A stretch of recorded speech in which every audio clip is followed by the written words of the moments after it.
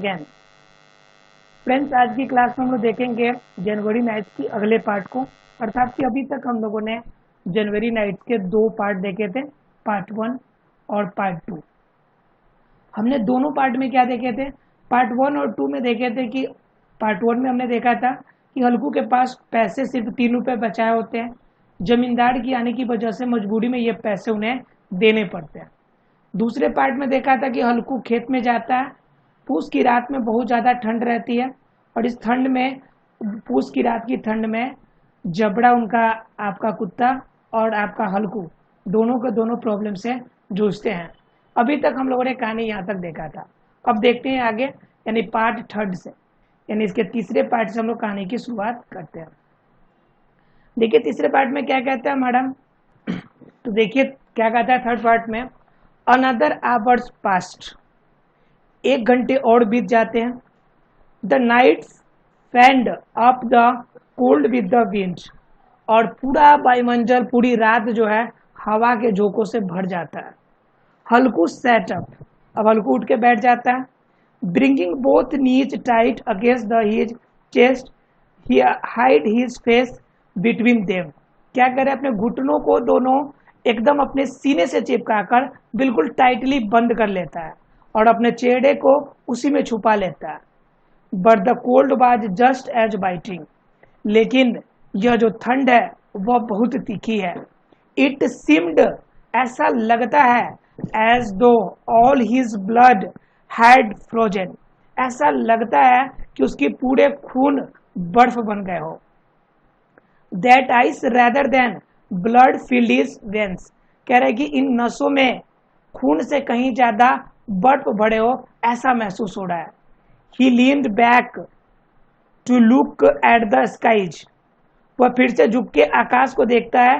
How much of the night was still left, कि रात अभी कितनी बाकी है। The dipper had not yet climbed half the sky, कह रहा है the dipper had not yet climbed half the sky, अभी भी वह आधी आसमान जो है अभी, यानी दिख रहा है कि अभी आधे आसमान अभी बाकी है, मतलब आधी रात पूरी अभी बाकी है।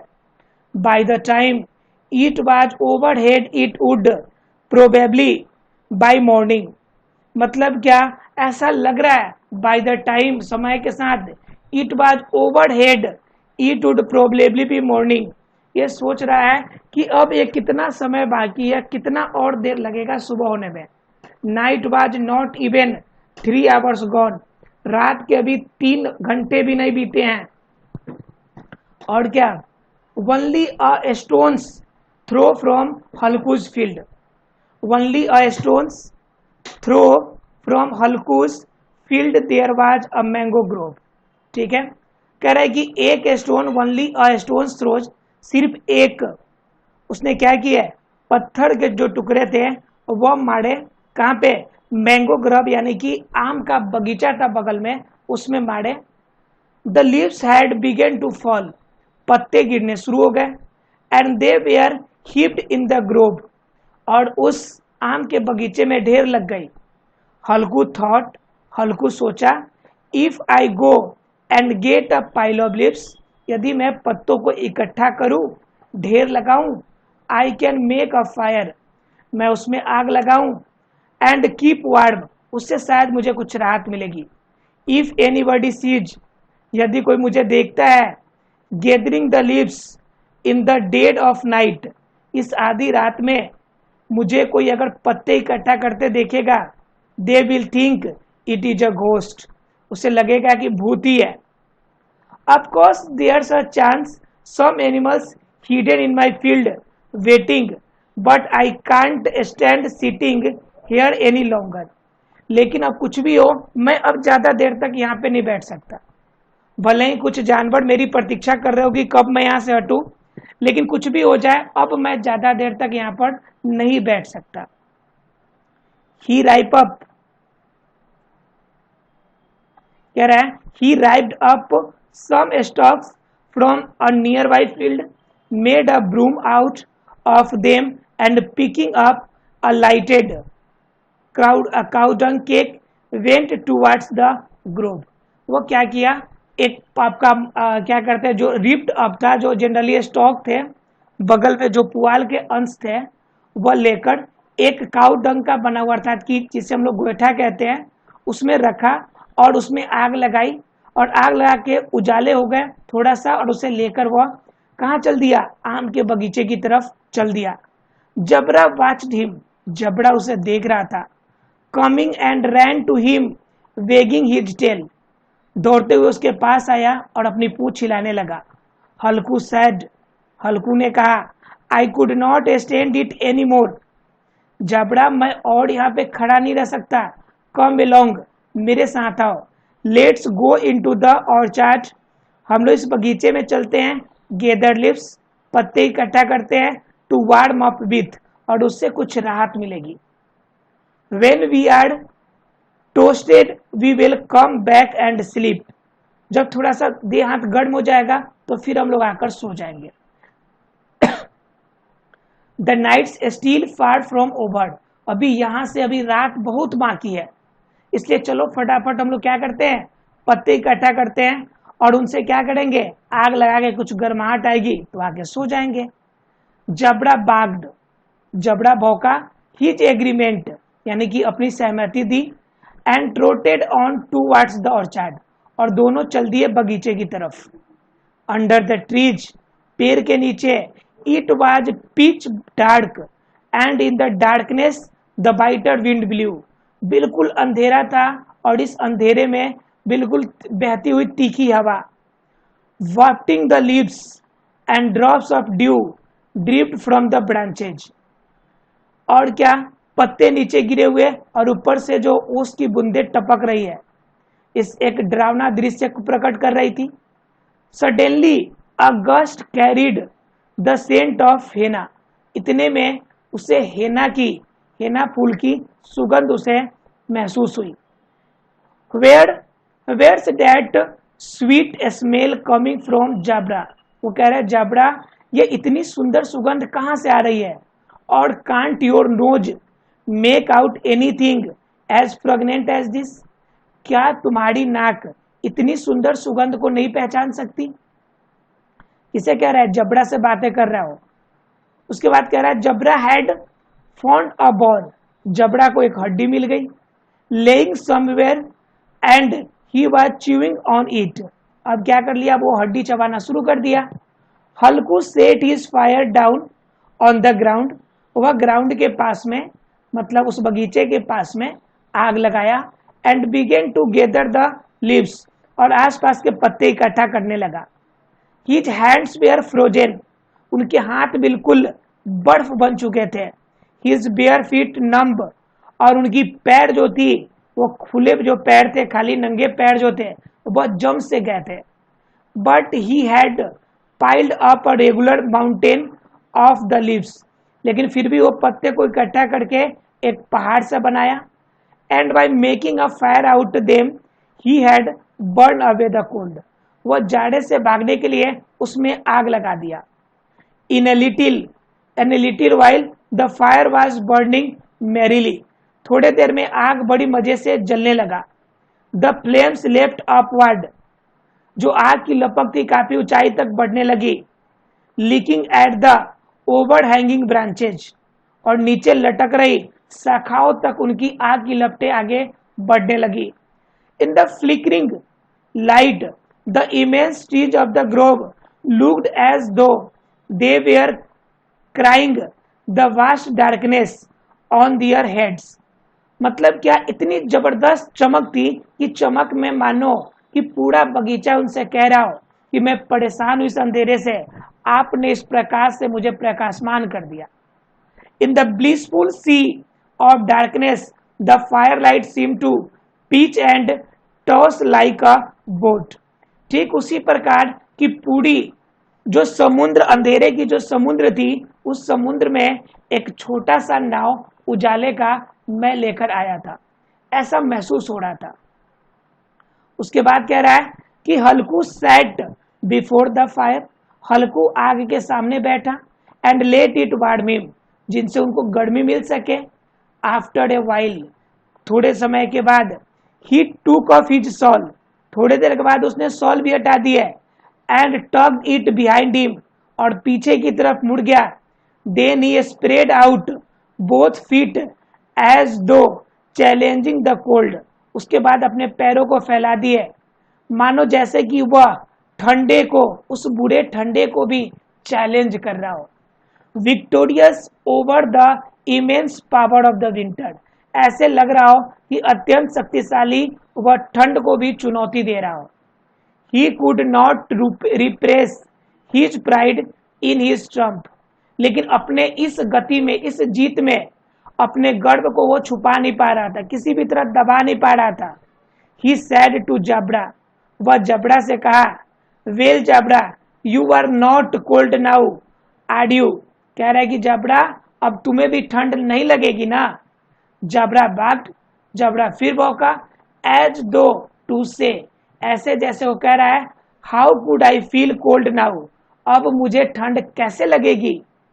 We should have thought of this plan before, then we did, we would never have become so chilled, अगर ये पहले हमें खबर मिली रहती, ये आइडिया पहले आया रहता, तो हम ठंड से झुलसते ही नहीं।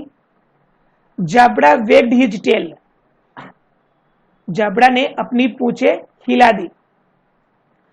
फाइन नाउ, ठीक है, now what do you say we jump over the fire, कह रहा है कि अब तो मैं आगों पे कूदूंगा, let see how we manage it, अब देखो मैं इसे कैसे मैनेज करता हूं, मैं कैसे इसे संतुलित करता हूं। But if you get scorched I have got no medicine for you, ऐसा लग रहा हो कि ये जो आपका डॉग था ये कह रहा है कि मैं कूदूंगा आग के पास में, ये कह रहा है कि मत कूदो, कूदेगा तो फिर हमारे पास दवा भी नहीं है कि तुम्हारे जख्म को मैं भर सकूं। जबड़ा लुक्ड फेयरफुली एट द फायर, तो फिर वह आग की तरफ डरे डरे देखता है Jabra. We mustn't tell Munni tomorrow or there will be a row, we must not tell Munni tomorrow, मुझे मुन्नी को कल ये कहने की जरूरत नहीं होगी, और देयर्स विल बी अ रो, कि हमारे पास एक साथी, एक हमारे साथ रहने वाला इंसान मिल गया है। With that he jumped up and clear the fire in one leap, वह एक बार कूदा और पूरे आग को कूद गया। He got his legs signed, but he did not care, उसके पैर पे थोड़े से निशान लगे लेकिन उससे जबड़ा को कोई फर्क नहीं पड़ा, उसे गर्मी का एहसास हुआ। जबड़ा रैन अराउंड द फायर, जबड़ा उस आग के चारों तरफ दौड़ने लगा। And come up to him, और उसके पास आया। हल्कू सैड, हल्कू कहा, go on, no more of this, जाओ अब ऐसा नहीं करना, जंप ओवर द फायर, यानी कि अब आग के ऊपर मत कूदना। ही लिव्ड अगेन, लेकिन फिर से वह कूदा। And come back to the other side, और कूद के वह दूसरे तरफ चला गया। अभी तक देखा कि अब कुछ राहत मिल रही है अलगू को। अब देखिए आगे की कहानी, आखिरी part 4। The leaves were all burned up, उसने सारे पत्ते जला दिए। Darkness covered the orchard again, और पूरा बगीचा फिर से अंधेरा हो गया। Under the ashes a few embers smoldered, and when a gust of wind blew over them, they stirred up briefly, then flickered out again. मतलब क्या, पूरा चारों तरफ अंधेरा छा गया। अब आग की बूंदों में से बस कुछ लपट बाकी थी। आग के हवा के झोंकों के साथ वह थोड़ा चमका, लेकिन फिर वो बुझ गया। हल्कू wrapped himself up in his shawl, और फिर से वो अपने सॉल पहन लिए, ओढ़ लिए। And sat by the warm ashes humming a tune, वह उस आग के जो जले हुए राख थे उसके पास वो बैठ गया। The fire had warmed him thought him through, but as the cold began to spread he felt drowsy, आग कुछ समय के लिए उसे राहत दिया था, लेकिन फिर जो ठंड थी उसे नुकसान पहुंचाना शुरू कर दी। जबड़ा आगे कह रहा है, जबड़ा गैब अ लाउड बार्क, जबड़ा जोर से चिल्लाने लगा। And ran towards the fields, और वह खेत की तरफ जाने लगा। हल्कू रियलाइज्ड, हल्कू को ऐसा महसूस हुआ कि this meant a pack of wild animals had probably broken into the fields. ऐसा उसे मालूम चल गया कि जानवर, जो जंगली जानवर है, वो उनके खेतों में घुस आए हैं। दे माइट बी नीलगाय, हो सकता है कि नीलगाय आई हो। ही डिस्टिंक्टली हियर द नॉइज, वह बिल्कुल क्लियर आवाज सुन रहा था। ऑफ देयर मूविंग अराउंड, चारों तरफ से आने की। Then it seemed to him they must be grazing, और उसे भी प्रतीत हो रहा था कि वे चल रहे थे। He began to hear the sound of nibbling, वह उनके आने की और उनके चबाने की आवाज, निगलने की आवाज स्पष्ट सुन रहा था। लेकिन क्या, ही थॉट, वह सोचा, नो नहीं, with Jabra around no animal can get into the field, Jabra के रहते खेत में दूसरा कोई जानवर आ ही नहीं सकता। He would deep it to shreds, वह आएगा तो इसे टुकड़े में कर देगा मेरा Jabra. I must have been mistaken, हो सकता है मेरे कान से गलती हो गई हो सुनने में। Now there's no sound at all, यहाँ पे तो कोई आवाज बिल्कुल भी नहीं आ रही है। मतलब क्या, वह अपने आप को झुठलाने की कोशिश कर रहा है। How could I have been mistaken, मेरे से ऐसी गलती कैसे हो सकती है। ही साउटेड जबड़ा जबड़ा, वह जबड़ा को चिल्लाया जोर जोर से, है ना जी, कि जबड़ा आ जाओ, जबड़ा आ जाओ। जबड़ा वेंट ऑन बार्किंग, जबड़ा भौंकता रहा। And did not come to him, और जबड़ा उसके पास से रिटर्न वापस भी नहीं आया। Then again there was the sound munching and crunching in the field, फिर तोड़ने ममोड़ने की आवाज सुनाई दी। इसे अलगू को फिर तोड़ने ममोड़ने की आवाज खेतों से आई। He could not have been mistaken, ये उसकी गलती नहीं थी इस बार। It really hurt to think about getting up from where he was. He really hurt, वह सच में उसको नुकसान पहुंच रहा है। टू थिंक अबाउट, वो उसके बारे में सोचा। गेटिंग अप, खड़ा हुआ। फ्रॉम हेयर ही वाज, जहां पे वह था वहां से खड़ा हुआ। It was so comfortable there, वहां पे बिल्कुल आरामदेह था। That it seemed intolerable to go in the field in this cold, इस ठंड में खेत में जाना नामुमकिन सा था। एंड चेस आफ्टर एनिमल्स, और जानवरों का पीछा करना तो नामुमकिन ही था। ही डिड नॉट स्टीर, वह एक कदम भी अपनी अस्थिरता को नहीं बढ़ाया, मतलब आगे नहीं बढ़ा। ही shouted at the top of his lungs, वह पूरी अपनी तेज आवाज में चिल्लाया, हिलो हिलो। जबड़ा स्टार्टेड बार्किंग अगेन, जबड़ा फिर से चिल्लाना शुरू किया। There were animals eating his field just when the crop was ready, वो उस समय जानवर उनके खेतों को खा रहे थे जब फसल बिल्कुल तैयार हो गया था। What a fine crop it was, कितना अच्छा फसल हुआ था। And there cursed animals were destroying it, और ये जानवर उसे पूरा नष्ट कर रहे थे। With the firm resolved he got up and took a few steps, वो वहां से उठा और हिम्मत करके कुछ कदम आगे की तरफ बढ़ाया। But suddenly a blast of wind pierced him with a sting like a scorpion's, so that he went back and sat again by the extinguished fire. वह कुछ कदम बढ़ाने की कोशिश करी, लेकिन इतनी तेज हवा आई जैसे बिच्छू ने उसे झटके मारा हो, उस तरह की महसूस हुआ, और फिर से वह बुझे हुए चूने के पास आकर बैठ गया, बुझे हुए आग के पास आकर बैठ गया। कह रहा है एंड स्टीड अप,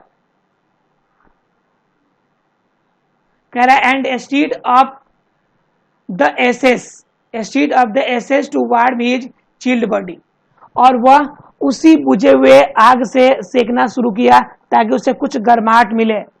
जबड़ा वाज बार्किंग, जबड़ा भौंके जा रहा था। ही लंग्स आउट, पूरा गला फाड़ के। The nilgai were devastating his field, और नीलगाय उनके खेतों को नुकसान पहुंचा रही थी। Halku went on sitting peacefully, लेकिन हल्कू वहां पे शांति से बैठा था। नियर द वार्म एसेस, उस गर्म राख के पास। His drowsiness held him motionless, वह इनकी यह प्रॉब्लम, यह मोशनलेस थी उनके लिए। एज दो विथ रोप्स, एज दो विथ रोप्स ऐसे जैसे किसी ने उसे रस्सी से बांध दिया हो। Wrapped in his shawl he fail asleep on the warmed, और उसी गर्म जगह पर वह शॉल को ओढ़े हुए सो गया। ग्राउंड नियर द एसेस, उस राख के बगल में। When he woke in the morning, जब उसकी नींद खुली सुबह, the sun was high and Munni was saying do you think you are going to sleep all day. और आंख खुली तो ऐसे लग रहा था उसे कि मुन्नी उसे कह रही कि सारा दिन सोए रहोगे। You come out here and had a fine time while the whole field was being flattened. और यह वो कह रही है कि ये बहुत अच्छा समय है, चलो आके देखो कि पूरा फील्ड, जो पूरा खेत है वह नुकसान पड़ा है, पूरी तरह से बर्बाद हो चुका है। हल्कू गोट अप, हल्कू जगह and said then you have just come from the field, then you have just come from field, क्या तुम खेतों से आ रही हो? यस, इट्स ऑल ruined, सब कुछ बर्बाद हो गया। And you could sleep like that, और तुम इस तरह से सो रहे हो। Why did you bother to put up the shelter anyway, तो फिर तुम लोग यहाँ पे सो के कड़ी क्या रहे थे जब पूरा खेत बर्बाद हो गया। हल्कू साउट एज एक्सक्यूज, हल्कू जो है वह अब क्या कहते माफी मांगते हुए देखा। आई नियरली डेड, मैं लगभग मर गया था। And just manage to get through the night and you worry about your crop, मैं रात को मरते मरते बचा और तुम्हें अपने खेतों की पड़ी है। I had such a pain in my belly, I can't describe it, मेरे पेट में जितने दर्द हो रहा है मैं तुम्हें बता नहीं सकता कितने दर्द हो रहा है। Then the two of them walked to the edge of their land, वह दोनों अपने खेतों के करीब गए। He looked, the whole field had been trampled and Jabra was stretched out underneath the shelter as though he where dead, वह देखा कि पूरा खेत बर्बाद हो गया है और देखा वहां पे नीचे जबड़ा ऐसे सोया हुआ है जैसे वह मर गया हो। They continue to stare at the ruined field, वह अपने बर्बाद फील्ड को लगातार देखता रहा। Munni's face was shadowed, Munni का जो चेहरा था वह उदास था। With grief but Halku was content, वह उदासी दुख के मारे उदासी थी लेकिन हल्कू जो था बिल्कुल संतुष्ट था। Munni said now will have to hire yourself out to earn some money to pay up the rent and taxes, अब जाकर तुम कहीं कमाओ बाहर और पैसे इकट्ठा करके उन जमींदारों को पैसे देना। विद अ कॉन्टेंटेड स्माइल, वह संतुष्टिपूर्ण मुस्कान के साथ कहा, but I won't have to sleep nights out here in the cold, लेकिन अब मुझे इस ठंड में खेतों में सोना तो नहीं पड़ेगा। मतलब क्या, कितनी दर्द भरी समस्या थी हल्कू के लिए, आपने इसे अनुभव किया होगा। चलिए देखते हैं ग्लोसरी एंड नोट्स के क्वेश्चन। कहता है क्लैमिटी, क्लैमिटी का मतलब होता है ग्रेट डिस्ट्रेस या डिजास्टर। मतलब क्या कि कोई बड़ी समस्या हो, बहुत बड़ी समस्या, उसे हम लोग कहते हैं क्लैमिटी। टेनेंट का मतलब होता है one who page rent for the use of land, मतलब जो जमीन उधार लेता है और उसके लिए पैसे चुकाता है उसे टेनेंट कहते हैं। उसके बाद कह रहा है कि मज्जल, मज्जल का मतलब होता है the nose and the mouth of an animal, ठीक है, नाक और मुंह। मज्जल का मतलब होता है नाक और मुंह, एक जानवर का नाक और मुंह। विम्पर का मतलब होता है मौन, शोक मनाना। टॉर्मेंट का मतलब होता है अत्यंत, और जब मस्तिष्क के रूप में अर्थात मानसिक रूप में आप सफर कर रहे हो। फॉरोज का मतलब होता है long narrow cut in the ground, ठीक है, जो लंबे नैरो अर्थात की पतली आपकी बाग बनती है तो उसे हम लोग कहते हैं फॉरो। क्रीपल, क्रीपल का मतलब होता है डैमेज टू हार्म और लेम पर्सन, मतलब क्या, रेंगने वाला व्यक्ति, विकलांग इंसान। उसके बाद क्या कह रहा है, स्टाल्क, स्टाल्क का मतलब होता है डेस्टेम ऑफ प्लांट्स, मतलब पुआल के या पौधे के आपका तन्ना वाला भाग। उसके बाद ट्रोट, ट्रोट होता है टू वॉक विथ क्विकर, तेजी से जाना, यह आपका वर्ब के रूप में इस रूप में होगा, ये जनरली ट्रोट यहाँ पे नाउन है। बिस्ट जो है, बिस्ट का मतलब होता है एनिमल। कोक्स का मतलब होता है talking in kind and gentle वे, मतलब किसी से प्यार से बातें करना, प्यार से ले जाना। ब्लैंकेट का मतलब होता है कंबल। A large cobble made of wool, मतलब ऊल का बना हुआ बहुत बड़ा कॉबड़। पायर्स्ड, पायर्स का मतलब होता है affecting you very strongly causing pain, जब आपको दर्द के कारण जब महसूस होता है तो उस महसूस को कहता है। ड्रॉसीनेस का मतलब होता है स्टेट ऑफ बीइंग स्लीपी, ड्रॉसीनेस का मतलब होता है जब नींद पूरी तरह लगती है तो उसे हम लोग कहते हैं। उसके बाद कह रहा है फ्लैटेंड का मतलब होता है टू बी डिस्ट्रॉयड, पूरी तरह नष्ट हो जाना। और नीचे का मतलब होता है a small hollow place on the wall, ठीक है। नीचे का मतलब होता है खाली जगह, नीचे का बिल्कुल खाली वाला स्पेस। आशा फ्रेंड्स क्लियर हो गया होगा। मिलते हैं अगले क्लास में, तब तक के लिए thank you very much friends.